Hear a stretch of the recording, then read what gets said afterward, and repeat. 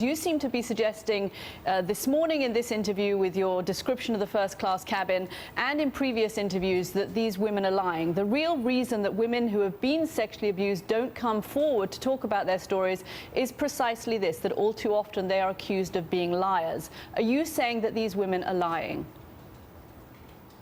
That's your characterization, because you need to characterize it that way to try to make me the bad guy. No, but no, here's no, the fact. No, you just said it could. It's a question. You were describing a first-class cabin where there was an Stop. Hey, can you turn her microphone off, please? No. Turn her microphone off so I can talk. No, we can't. No. It's a simple question. Yes or no?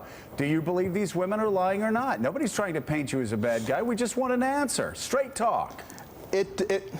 It doesn't matter whether they're lying or not. Of course it matters. What matters, listen, it doesn't matter whether they're lying or not. What matters is that the train is going off the cliff. We're taking our eye off of that, and we're getting involved in other issues that can be taken care of later. If the campaign is saying, and you are suggesting that they are lying because this possibly couldn't have happened because of the way that first-class cabins are designed and their air hostess is there, which is implying that you think they are lying, that they're not telling the truth, then that's a huge issue. Okay.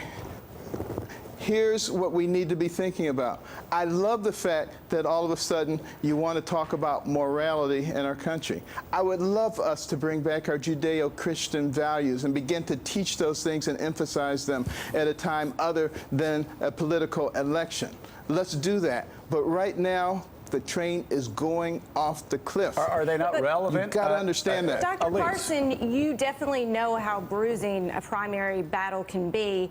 But the entire time you ran for president, you were not accused of a sexual transgression the entire duration of your race, except perhaps by Donald Trump, who referenced you somewhat as a pedophile in a completely unfounded and ridiculous statement. What does it say that there are 1, 2, 3, 4, multiple accusations about Donald Trump, and you didn't have a single accusation like that against you? Again, not the important issue. It's like hitting against a brick wall, getting people, and particularly people in the news media, to understand how much trouble we're in. Look at what's happening to the future of our children. We got a almost $20 trillion national debt, a fiscal gap of $200 trillion. Dr. Carson, 50% of the electorate are women. You think about what's happening with our borders. You think what's happening with our jobs. You think about what's happening with education. You look at all the division that's going on in our country. A house divided against itself cannot stand. It's like you need to shake people and say, look, you folks, said something we that was fascinating. These are not Republican or Democrat issues. This is America we're talking about. You wanted to talk about through your thick skulls. Yeah, my fold's not really that thick. I think Judeo-Christian values should apply not only when we're not in the midst of a campaign, but I think it should apply in a campaign. You said, let's just push the Judeo-Christian ethics to the side during the middle of the campaign. Let's talk about it later. Shouldn't they apply right now as much as usual, as much as at any time?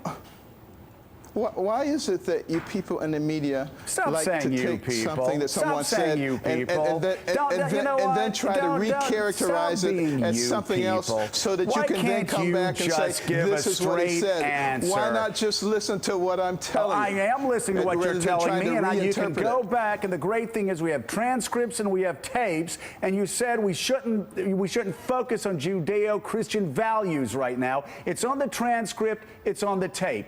Do you think Judeo-Christian values apply during campaigns or only after campaigns?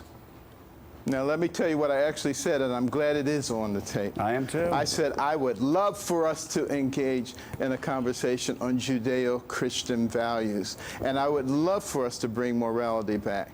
And we need to do it at times other than a political campaign. But we're not doing that. Right now, what we need to do is concentrate on the reason that 2 out of 3 Americans feel that our country is on the wrong track.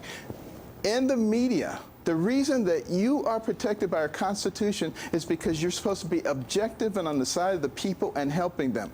When you take sides, it is absolutely distorting to the original what side have I intention. taken, Dr. Carson? I'm just curious, because I'll tell you what, Hillary Clinton people Well, think I'm on let me Trump's ask you a side, and question. Trump people think I'm on Hillary Clinton's side. I'm so confused. I don't know what side I'm on.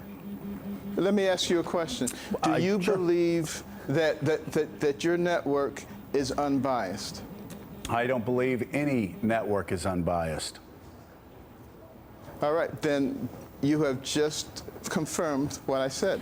You need to be working toward that goal. No, I haven't Don't confirmed- I just haven't capitulate confirmed to the anything. fact. Don't just capitulate to it. There aren't but try robots running to- any network. I mean, there is a point of view at Fox. There's a point of view at CNN. There's a point of view at MSNBC, with the New York Times, with the Wall Street Journal. I mean, and I'm smart enough to read all of those and filter through it. I'm sure you are too.